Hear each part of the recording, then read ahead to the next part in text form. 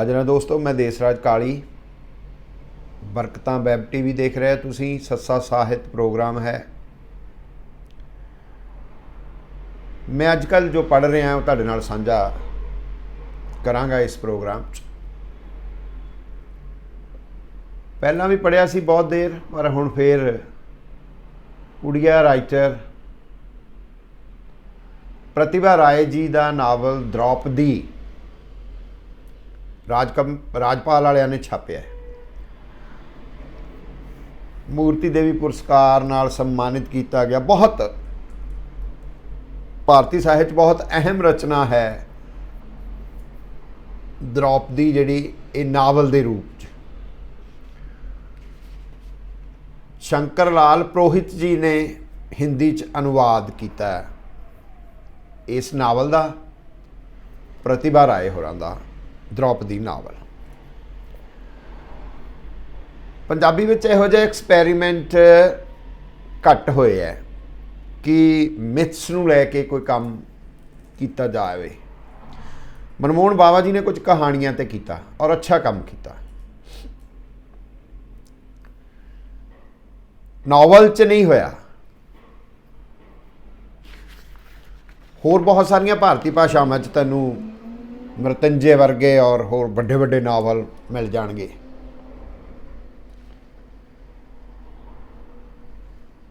Draupadi novel या द्रौपदी पात्र जिहड़ी है वो इकल्ली महाभारत दी होई नहीं, वो भारतीय जीवन ते संस्कृति का एक अत्यंत विलक्षण ते महत्वपूर्ण चरित्र है। और इस नावल च द्रौपदी दे बहाने भारतीय नारी दे मन की पीड़ जिहड़ी आ, व्यथा जिहड़ी आ, उहदा सुख दुख जिहड़ा, उहदे व्यक्तिगत अंतर संबंधां की जटिलता जिहड़ी है उहनूं बहुत गहराई नाल फड़िया, बहुत गहराई नाल। औरत की होंद नूं, होंद दे नाल नाल उहदे नेचर दे जड़ाओ नूं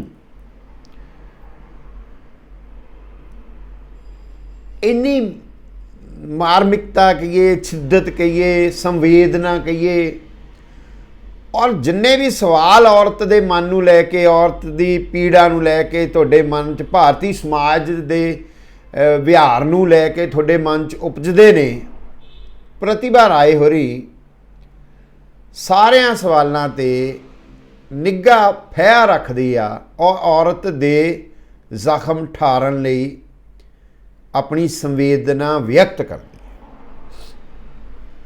है शैलीकार के तौर पर। क्योंकि साढ़े कोल उड़िया च नहीं हिंदी च पहुँचता है, तो पुरोहित जी ने जिन्नी शिद्दत के नाल ट्रांसलेशन की, अनुवाद किया है। पंजाबी चो अनुवाद हुण ताज़ा अनुवादों के विचों वो सुचमता की भी घाट ते मेहनत की भी घाट, मुहावरे की भी घाट लभदी है। मैं देख रहा कि प्रतिभा राय होरी द्रौपदी नूं नारी मन की पीड़, व्यथा ते होर वो सारे सवाल जिहड़े समाज च ने उहदे कोण तो देखदे ने। मैं अपने वन्नी झाकण लग पिया, क्योंकि जदों मैं नावल शांति पर्व लिखिया तो विचारधारक तौर दे उत्ते जिहड़ा टकराओ जां जिहड़ी धिर सत्ता दी है, सत्ताधीश धिर है, उहदा पोलीटिकल रूप जिहड़ा है, मैनूं द्रौपदी सत्ता दे पक्ष वाली लभदी है। मैं उहदे वो श्लोक शांति पर्व दे कोड करदा जिहदा श्लोकां राहीं वो युद्ध की जस्टिफिकेशन दे रही है। मैं होर गहरा जाना, मैनूं सुखजीत की कहानी याद आ जाती है। मैं रेप नूं इंजॉय करती हाँ। औरत मरदावी सत्ता च दबी हुई धिर है, मर्द दाबू धिर है। उही सत्ता औरत को आ जाती है तो फिर वो दाबू धिर ते दबी हुई धिर कोई होर। यानी सत्ता का कोई लिंग भेद नहीं हुंदा है, सत्ता सत्ता है।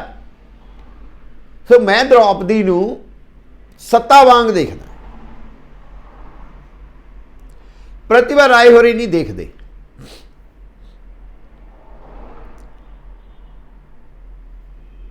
प्रतिभा राय औरत नूं औरत वांग देखते हैं, ਉਹਦੇ अंतर मन ਨੂੰ ਫਰੋਲਦੇ ਨੇ, ਉਹਦੇ ਬਾਹਰੀ ਪ੍ਰਭਾਵਾਂ ਨੂੰ ਫਰੋਲਦੇ ਨੇ, ਬਾਹਰੀ ਸੰਬੰਧਾਂ, ਉਹਦੇ ਅੰਤਰ ਵਿਅਕਤੀਗਤ ਅੰਤਰ ਸੰਬੰਧਾਂ ਨੂੰ ਫਰੋਲਦੇ ਨੇ ਔਰ ਬਹੁਤ ਤਿੱਖੇ ਪੋਲੀਟੀਕਲ ਸਵਾਲ ਪੈਦਾ ਕਰਦੇ ਨੇ ਭਾਰਤੀ ਸਮਾਜ 'ਚ। ਆਫਟਰ ਆਲ ਜੋ ਮਿਥ 'ਚ ਆਉਂਦਾ ਹੈ ਕਿਤੇ ਨਾ ਕਿਤੇ ਸਮਾਜ 'ਚ ਵਿਚਰ ਰਿਹਾ ਹੋਏਗਾ ਨਾ, ਹੋ ਵਾਪਰ ਰਿਹਾ ਹੋਏਗਾ। ਜਿਵੇਂ ਉਹ ਆਪਣੇ ਹਵਾਲਿਆਂ ਦੇ ਨਾਲ द्रौपदी ਸਵੈ ਨਾਲ ਸੰਵਾਦ 'ਚ ਹੈ, ਉਹ ਕ੍ਰਿਸ਼ਨਾ ਨੂੰ ਖਤ ਲਿਖ ਰਹੀ ਹੈ, ਤਾਂ ਉਹਦੇ ਵਿੱਚ ਫਿਰ ਸੀਤਾ ਦੇ ਕਰੈਕਟਰ ਨੂੰ ਲੈ ਕੇ, ਪਾਤਰ ਨੂੰ ਲੈ ਕੇ ਉਹ ਜਦੋਂ ਧਰਤੀ ਫਟਦੀ ਆ ਨਾ, ਫਿਰ ਉਹ ਕਹਿੰਦੀ ਹੈ ਕਿ ਸੀਤਾ ਆਪਣਾ ਦੁੱਖ, ਲਾਜ, ਅਪਮਾਨ ਛਮਾਉਣ ਲਈ ਧਰਤੀ 'ਚ ਸਮਾ ਗਈ। ਆਪਣੇ ਬਾਰੇ द्रौपदी ਉਹ ਇਸ ਨਾਵਲ ਦੇ ਸ਼ੁਰੂ 'ਚ ਹੀ ਕਹਿ ਦਿੰਦੀ ਆ, ਸੋਚਦੀ ਹੈ, ਗੱਲਾਂ ਕਰਦੀ ਹੈ ਕ੍ਰਿਸ਼ਨ ਨਾਲ।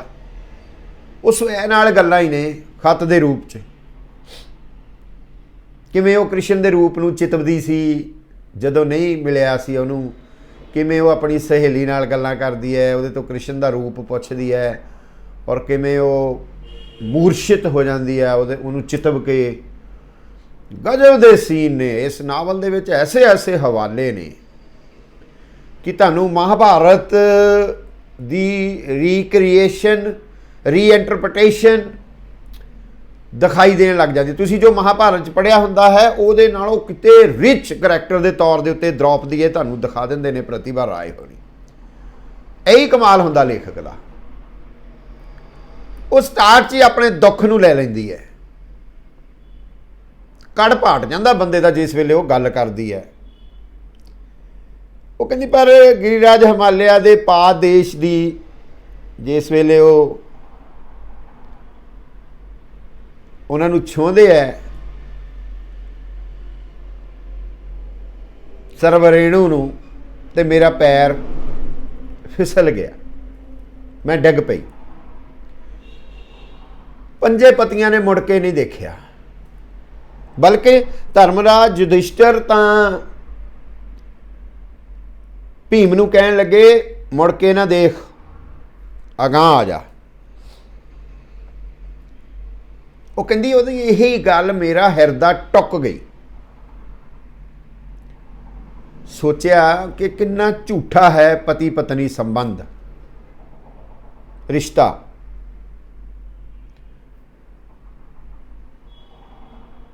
ਫਿਰ ਉਹ ਕਹਿੰਦੀ ਆਪਣੇ ਕਰਮ ਜੇ ਬੰਦੇ ਨੇ ਆਪ ਹੀ ਢਾਉਣੇ ਹੈ, ਤਾਂ ਫਿਰ ਮੈਂ ਯੁਧਿਸ਼ਟਰ ਦੇ ਧਰਮ ਦੀ ਰੱਖਿਆ ਲਈ ਪੰਜੇ ਪਤੀਆਂ ਦੇ ਚਰਨਾਂ 'ਚ ਬਹਿ ਕੇ ਦੁਨੀਆ ਦਾ ਉਪਹਾਸ, ਵਿਅੰਗਬਾਣ, ਨਿੰਦਿਆ, ਅਪਮਾਨ ਕਿਉਂ ਸਹਿੰਦੀ ਰਹੀ? ਉਹ ਸਵਾਲ ਹੈ। ਫਿਰ ਇਸ ਸਵਾਲ ਦੁਆਲੇ ਹੀ ਉਹ ਸਾਰੀ ਭਾਰਤੀ ਔਰਤ ਦੇ ਮਨ ਨੂੰ, ਉਹਦੇ ਅਪਮਾਨ ਨੂੰ, ਉਹਦੇ ਸਮਾਜ 'ਚ ਰੁਤਬੇ ਨੂੰ, ਉਹਦੀ ਐਗਜ਼ਿਸਟੈਂਸ ਨੂੰ, ਉਹਦੀ ਹੋਂਦ ਨੂੰ, ਉਹਦੇ ਜੀਣ ਥੀਣ ਨੂੰ, ਉਹਦੇ ਮਰਨ ਪਰਨ ਨੂੰ, ਉਹਦੇ ਜਨਮ ਲੈਣ ਨੂੰ, ਉਹਦੇ ਵਿਚਰਨ ਨੂੰ, ਉਹਦੇ ਨੇਚਰ ਨਾਲ ਸੰਬੰਧਾਂ ਨੂੰ ਐਸਾ ਫਰੋਲਦੀ ਹੈ द्रौपदी ਦੇ ਬਹਾਨੇ। ਮੇਰੇ ਮਨ 'ਚ ਆਇਆ ਕਿ ਚਲੋ ਮੈਥਿਕ ਦੇ ਹਵਾਲੇ ਨਾਲ ਨਹੀਂ, ਪਰ ਸਾਡੇ ਕੁਝ ਸਮਕਾਲੀ ਕੰਟੈਂਪਰੇਰੀ ਕੁਝ ਬੀਬੀਆਂ ਲੇਖਕ ਨੇ, ਉਹ ਵੀ ਔਰਤ ਦਾ ਮਨ ਫੜਦੀਆਂ ਨੇ, ਪੰਜਾਬੀ ਔਰਤ ਦਾ ਮਨ ਫੜ ਰਹੀਆਂ ਨੇ, ਆਪਣੀ ਸਮਕਾਲੀ ਜ਼ਿੰਦਗੀ ਦਾ ਮਨ ਫੜ ਰਹੀਆਂ ਨੇ। ਸਰਗੀ ਦੀਆਂ ਕਹਾਣੀਆਂ ਦੀ ਔਰਤ ਨੂੰ ਮੈਂ ਲਾਵੇ ਵਾਲੀ ਔਰਤ ਕਹਿਣਾ ਹੁੰਦਾ। ਤ੍ਰਿਪਤਾ ਕੇ ਸਿੰਘ ਹੋਰਾਂ ਕੋਲ ਜਿਹੜੀ ਮਿਡਲ ਕਲਾਸੀ ਔਰਤ ਹੈ, ਉਹ ਹੌਕੇ ਦੀ ਜੂਨ, ਮੈਂ ਉਹਨੂੰ ਟਾਈਟਲ ਦੇ ਸਕਦਾ, ਹੌਕੇ ਦੀ ਜੂਨ। ਜਾਂ ਪੇਂਡੂ ਜਿਹੜੇ ਕਰੈਕਟਰ ਹੈ ਉਹ ਵੰਗਾਰ ਹੈ।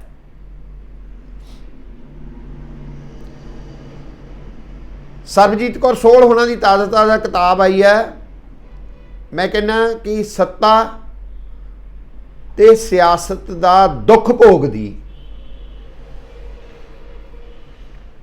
बहुत ज़्यादा कष्ट च फसी हुई औरत उहदे कोल करैक्टर ने। दीप्ति बबूटा कोल मर मर जिउंदी औरत दी वेदना है। मर मर जिउंदी औरत दी वेदना है। परवेज संधू कोल एक बहुत ही संवेदनशील औरत का बाहरी समाज प्रति पंगरिया मन है।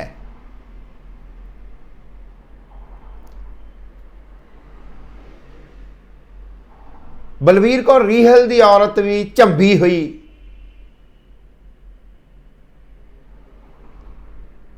एवें मैं नरिंदर कौर भच्चू होरां दी कहानियां कुछ पढ़ियां सी। उहदी औरत का दुख भी अकह। सो इन्हां वख-वख राइटर्स दीयां कहानियां तो, फिक्शन तो, गल्प तो तुसी एक समुची पंजाबी औरत दी व्यथा भी देख लेंदे हो, उहदे मन का सुनेहा भी लै लेंदे हो, ਉਹਦੀ ਵੰਗਾਰ भी लै लेंदे हो, ਉਹਦੇ हौके भी लै लेंदे हो। तो एक बजमा प्रभाव है इस वक्त जिहड़ा है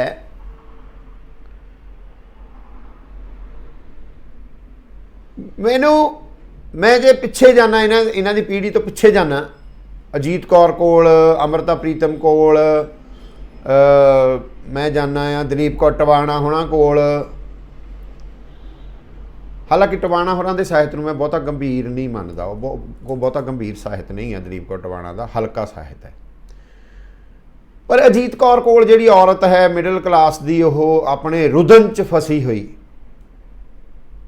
अपनी इकलापे च, अपने सुन मसान च, बड़ी अजीब, वो डर लगता है उस औरत। हुण मैं फिर प्रतिभा राय होरां दा एक नुकता तुहाडे नाल साझा करदा कि आखिरी वक्त ने, शबरपली रह रहे ने, उत्थे दीयां घटनावां ने। मैं जिहड़ी कहा सी उन्हें औरत नूं किवें नेचर दे नाल किवें जोड़दा है। वो उत्थे जो द्रौपदी है वो द्रवित हो रही है, वो बच्चों ਉਹਦੇ कोल दुख है, बच्चों का दुख है, चुटगियां का, मर गया का दुख है। और वो सीर उतर आउंदा जिस वेले छबरपली के बच्चों नूं दौड़दियां। फिर वो जिहड़ा सारा हिस्टोरिकली आर्यन ते नॉन आर्यन का कंसैप्ट टुट रहा है उस दौर दे विच, उहनूं बड़ी शिद्दत नाल हिस्टोरिकली समझण दी लोड़ है। उत्थे दीयां घटनावां दिखाउंदा है कि दो बच्चे ने ट्राइबल्स दे, वो सुक्के हुए ने, तो वो द्रौपदी देखदी है, उन्होंने उहदियां अखां 'च पानी आ जाता है। वो औरत है, वो कहती इहदी माँ जंगल गई है, कहती हाँ जंगल गई है पर उन्हें वापस नहीं आना, उन्होंने बाग चक के लै गया। और वो बच्चे सुक सड़ गए ने, उन्होंने वो कहती मैं, मेरा विआह नहीं होया तो मैं दुध नहीं पिया सकती इन्हां बच्चों नूं। तो द्रौपदी एकदम पता नहीं भावुक हो जाती है और वो बच्चे नूं दुध पिआउंदी है।